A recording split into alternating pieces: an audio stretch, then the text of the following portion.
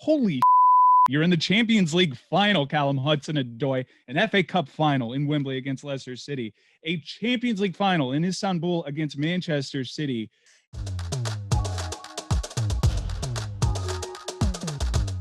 An unbelievable ride of emotions, not just in that competition, but throughout the season and your very young career. You burst onto the scene under Maurizio Sarri in cup competitions, proved to be a valuable asset. There's all sorts of big club interest in your services. You have a conversation with Frank Lampard. You decide to extend with Chelsea.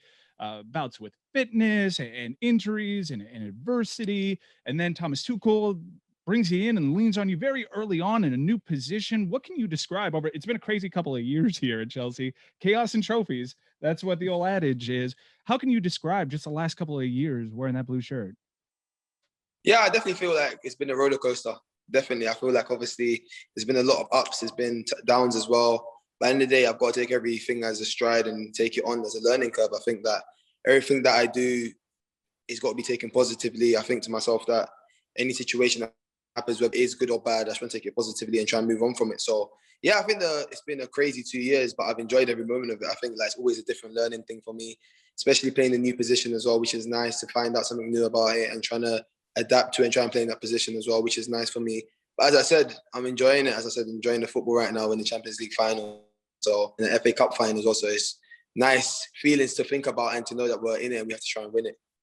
Now, you mentioned ups and downs. Let's focus a bit on the ups first. So we're talking to you on the day after Chelsea beat Real Madrid to get to the Champions League final. Can you put us in the dressing room? We got a little bit of a snapshot of it from Edouard Mendy on his Instagram. A lot of jumping up and down, a lot of celebrating. Can you just explain to us what that scene is like in, on the bench, on the pitch, in the locker room afterwards? Just put us there. I think it was a ride of emotions. I think obviously everybody in the team celebrated it in a different way. I think some players were crying, some players were just jumping up with emotion. I think it's always a different feeling. I think some people in their careers don't expect to get into that certain stage of a final in the Champions League. So especially when you've made it this far, I think your emotions just get the better of you. And I feel like everybody has the right to cry or scream loud as they want because it's a different feeling. You don't always get to be in the Champions League final, you know what I mean? So the moment you get there, I think everybody's been delighted. I think, as I said to you, players are crying. Loads of players were jumping up and down. I think like all of us, just when the final whistle blew, we all went crazy because obviously it's a big emotion for us, especially as a team that we worked really hard to try and get in this position and we've got here. So definitely a lot of high emotion of happiness and joy and a lot of tearful players as well. I can't even imagine, because even for being so young, the last few years have been such an experience for you. Also, in the midst of all that adversity and the highs and lows, there's a pandemic. You're not allowed to share this with the fans. So really that burst of emotion is in that room. And I imagine validation is a big presiding emotion because that extension, validated, great decision. I'm in a Champions League final, learning a new position, attacking it, embracing new tactics. Every single decision that you've made with an appearance in a Champions League final against Manchester City now, you feel big time validation, I imagine.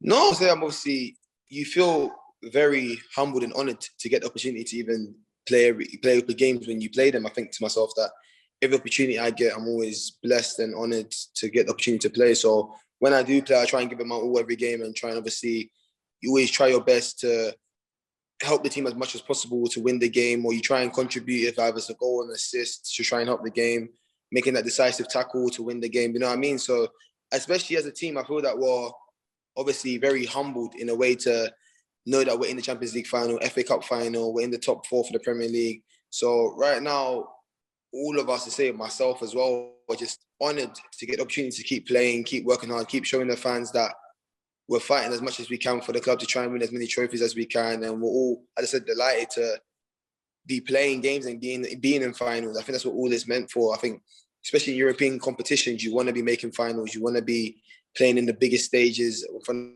of everybody watching. So, as I said, it's definitely a massive feeling for us and we're delighted to get there. Now, Callum, I thought one of the more poignant shots that the television cameras caught was of you, Tammy Abraham, Billy Gilmore, and all the academy guys, Mason Mount, when he came off, all coming through this together. How much of a connection do you guys have? And how much did you guys get an opportunity to share a moment and go, wow, we've done the whole journey from the bottom to the top? No, definitely. I think it's a great feeling, I think, for all of us, especially coming from the academy. I feel like when you come up from there, when you are there, you dream a lot about becoming a first team player and playing for the club that you've been at all your life. So you think to yourself, what do you do to get there? What can you do to get there? So the opportunity that when we got here and obviously we're playing, I think it's a feeling where you're like to yourself, wow, it feels so real, because you've been dreaming about it, you've been watching all the players playing in front of you, and then now you're playing up there with them in the same team against other players, or you're playing for the club that you support, your life, been with your life, and then now you're all there. So I think all of us embrace it. We take it in every day, and we know that the opportunity that we've got is amazing. We have to try and take it every time we get the opportunity to play. So I think all of us as a team, just all the academy boys especially, know that it's a extra special feeling to know that we've come up all the way and now we're here. So we're trying to maintain ourselves and try and stay and keep playing games and keep hopefully winning trophies, winning matches for the club. And you do it for the club as well, but you do it for yourself as well, to know that you've done it all the way and now you're there. So got to enjoy every moment of it. We've got a good positive vibes only thing here. So I'm going to take it into just a little adversity, because I haven't really gotten to the opportunity to hear you in your own words describe the physical adversity you face. Here in America, the Achilles injury was known as a killer in the NBA. If a player got an Achilles injury, you could pretty much write them off. Now, the science is advancing. You came back from that Achilles injury very quickly, and it obviously had an effect. Can you describe what your body was going through as you continued to work your way back from such a difficult injury at a young age? Yeah, of course. As I said, I think it's one of the things that when you're young, you don't like to receive, especially you never want to have an injury in your career anyway. So it's one of those things where I was very distraught. I think obviously I was disappointed because, especially at the time where we was as well, as the Europa League semi-finals was coming up, we had big games coming up, and I was a bit, as I said, distraught because of the feeling that I was doing well in the season, everything was going well, how I planned it. I had my England called up, everything was going great, and then to get injured like that was very sad. So as I said, I had good people around me, had a family who was always taking care of me, making sure I was getting back day by day, getting the things that I needed, everything that I wanted that was in the boundaries that would help me get. And as I said, it was a good feeling to know the people around you were trying to help you get back as quick as possible. And then you have the team at Chelsea, who the physios were there every day in, day out, pushing me to make sure that I was coming back. Every step by step, they'll make sure I'll do it as how I felt comfortable, not anything rushed, as I felt comfortable, how I was feeling in my leg. So it was a good feeling to know that I had all these people around me helping me, pushing me to get back to where I was. And obviously, when I've come back, as I said, it takes a while for the injury to fully heal, because, as I said, it's a long-term injury which could, as you said, it could kill a player's careers. You know what I mean? So especially for myself, it's hard because when I used to run on my toes. So it was a different kind of technique I had to get used to and trying to figure out different ways to run. But as I said, now I'm feeling, as I said, today more comfortable. Every day as the day goes on, I'm feeling more strength in my leg, my calf. And as I said, just got to keep building, and hopefully everything goes as planned and feels fine. We've seen quotes from Thomas Tuchel speaking about Christian Pulisic's injury troubles, if you can call it that. Trust your body. And I've heard people talk about the Achilles injury, and one of the hurdles in overcoming this injury is the mental hurdle to just trust your own body and know that an injury like that won't happen. Did you struggle with that, at least early on when you were trotting back on the pitch? You mentioned having to retrain your body on how to run different ways. Have you eventually gotten back to where you feel like you were before?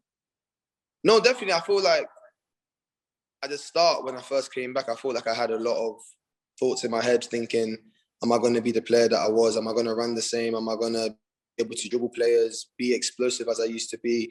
All those thoughts were in my head, of course, because it's an injury where you think to yourself, it's taking a lot of muscle out your calf. So there's a lot of strength that's missing. So you need to get it back. So I thought a lot of stuff about that. But as time went on, I kept thinking to myself, you know what? It's more in the mind at the end of the day. If you're mentally strong and you feel physically strong, then nothing will get in your way. So I had strong mentality all the way through, knowing that I'm going to be the same person that I was. As I said, I had my family around me, pushing me, telling me you're going to be the same people. The players around me were telling me the same thing. Coaches, everyone was telling me the same thing. So it was giving me the confidence to know that when I come back, I'll be the same. I'll be hungry and ready to come back and just do what I was doing before. And as I said, yeah, so I had the right people around me to push me. And as I said, it's a mental thing as well, definitely.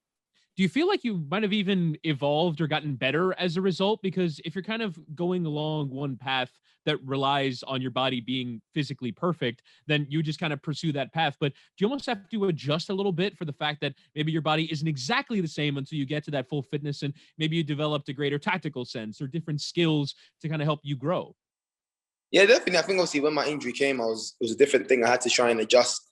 I had to adjust in different ways to obviously protect my Achilles as much. So I was trying different ways of, as I said, running. I was trying different ways of finding out new ways of dribbling, different skills, not just different ways of dribbling in terms of like finding different ways to beat players, but I was just finding different ways of kind of protecting my Achilles at the start because I didn't know if anything could happen again or if I had another injury like that, would it ruin my career completely? So there was different ways I was thinking. But as time went on, as I said, my mentality was strong and I knew that, you know what, at the end of the day, I've got a lot of time on my hands. You know what I mean? I've got a lot of days where I can work on it, keep going to the gym, keep pushing myself. So I had the confidence knowing that I don't need to change anything that I was doing before. At the end of the day, if I come back and just be confident and be who I was, everything will be fine. So I had that mentality. And as I said, things were going and I was developing well. And as I said, now I feel good and great. So it's all good. Let's take it back quickly to a joyous place because obviously we're talking to you just coming off the height of emotion, and hopefully we can maybe burst through that ceiling and get even higher in emotion. And it hopefully ends with you guys lifting the big years over your head. But that locker room, we've talked to a couple players about the locker room dynamic right now. Such a positive vibe, everybody pulling on the same rope, a multicultural locker room, varying in ages. You guys have a really young core, but then it goes like all the way to the other spectrum. And basically Aspie's like the median age, but then you have like these veterans like Thiago Silva and Olivier Giroud. What can you talk to us about that locker room dynamic right now at Chelsea Football Club? Yeah, definitely. I think it's amazing. I think that obviously it's good that we have different cultures, different age groups because all of us, it's good to mingle with everybody. I think that as a team, we like to get to know other people's like what they get up to in their life off the pitch. Obviously, it's nice to know that all the other players, when they've come from a different country, you like to know what they used to do when they were in their country and stuff. And they like to get to know what we do here as well. So it's definitely nice. I think that the older players are very good for us because they're much more experienced and they get to give us their experience that they've gone through certain ways in life and how they manage certain things in life as well. So for all of us, it's good to know that we've got the older players there, the younger players there, just so we can mix in each age group. And I think that every player does that well. We mix well as a team, we gel well as a team. And nobody feels left out. We all feel together. We all feel as a strong group. So it's a nice feeling to know everyone's there for each other. Callum, we're coming off of the back of a social media boycott that happened last weekend. You've experienced racial abuse online yourself. And steps have been taken to reduce some of these incidents, but do you almost have advice for anyone on how to not to receive it, because obviously it should never happen, but to kind of deal with it? Because I actually thought it would, like, over here, it made some headlines because it's almost like, well, you're not just accepting that this is a part of being on social media. It doesn't have to exist. But how have you kind of taken it on board when it has happened? For myself, I've always said that racism is a thing where it should never happen. And I said to myself, at the end of the day, we're all equal and we're all here to enjoy the sport. We all play the sport. We all like to watch the sport. So at the end of the day, we do our best as we can, all players, we do our best as we can on the pitch to try and get the results for the club and for the team as possible. So, and especially we do it for the fans as well. As the pandemic's going on now, it's hard for fans to come and watch the games and stuff like that. So, especially when as I said, we're giving it our all. We're pushing day in, day out to try and get the right result. And obviously when the things don't go our way, sometimes it becomes harsh on social media. I think a lot of players see it and they think to themselves, what have we done wrong? Like, I get it, we've made a mistake, but we don't need to be criticized like this or being called certain words and certain names. It's hard, it hurts. It hurts a lot of players, it hurts everybody. I think every player who receives it. Sometimes people don't take notice of it, they try to leave it alone because it can affect them mentally.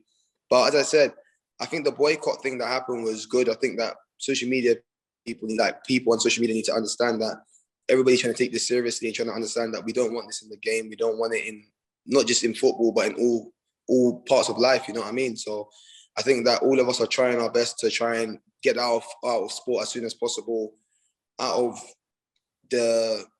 sport, out of everything, in whatever it is. I think that everyone's trying to get out as quick as possible, and hopefully we do that. And as I said, for myself, I don't like seeing that stuff. It's very brutal for all players who receive it. And as I said, it could take a toll on people mentally as well. So definitely trying to get out as soon as possible.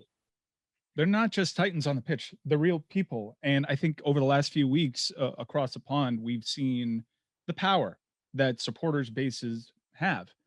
Patrick Bamford actually articulated. We've been throwing our hands up about eradicating racism, but Super League comes in and you're boycotting. Let's keep that same energy. Don't just be silent.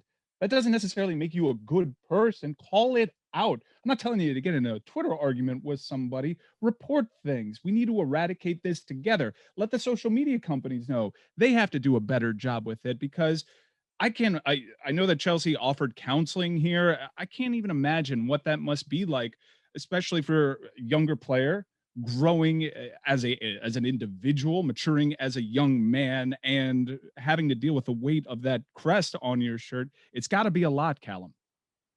Yeah, definitely. I think to ourselves that, as you said, we're all human, we're all equal in the day. And when we're receiving stuff like that, it's very hurtful, because you think to yourself, all right, we're giving 110% in every game we play, and we do our best for the fans, for ourselves, for the team. We try and get points on board. We try and go through to the next round.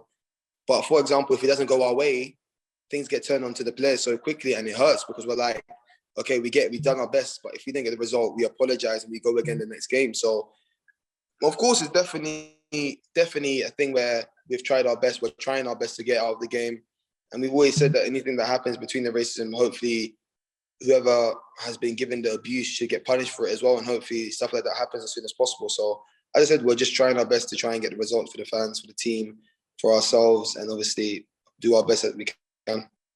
Well said, Callum. I'm going to give you one more opportunity to talk to the supporters, because obviously this is a crazy moment in time with the men and women in the Champions League final. Even for you, going through the academy product, I'm sure you have memories of 2012, and now you're there. Dreams are close to being achieved. Callum, I'm sure when you're just with a ball in your backyard or down the streets and you're doing the countdown in your head, extra time's winner for Callum Hudson-Odoi, the crowd goes wild. Just what can you say about the support that you've gotten? I know there's feels like a disconnect, right? It would have been great to see the bridge elated and exploding as Mason Mount scores that goal, assisted by Christian Pulisic. What can you deliver as far as a message goes to the Chelsea supporters out there? No, to all the supporters out there, we always say thank you. Massive support. Thank you for your massive support always. I think that your support is being noticed by all of us. We see it, and obviously we wish you could have been there at the stadium yesterday, with the feeling that we had as well was going crazy. All of us wanted to enjoy in the pitch with you guys, the same way you guys would have been delighted to be there with us. So we always say thank you for watching and obviously supporting us day in, day out, whether it's training or in the game. So we really appreciate it. And obviously, hopefully we can do it for you guys and get the trophy, the 2 trophies at the end of the season. So we'll do our best. And as I said, thank you always. Brilliant. Callum Hudson-Odoi, thank you so much for joining us here on Chelsea Mic'd Up, a dream guest for us. And we finally got you. And we got you the day after you punched your ticket to the Champions League final. A massive credit to you, showing that you can deal with adversity and deal and overcome injury. And now here you are on the precipice of achieving childhood dreams. I couldn't be more happy for you guys on the team. You guys deserve it so much. Thank you very much. Thank you.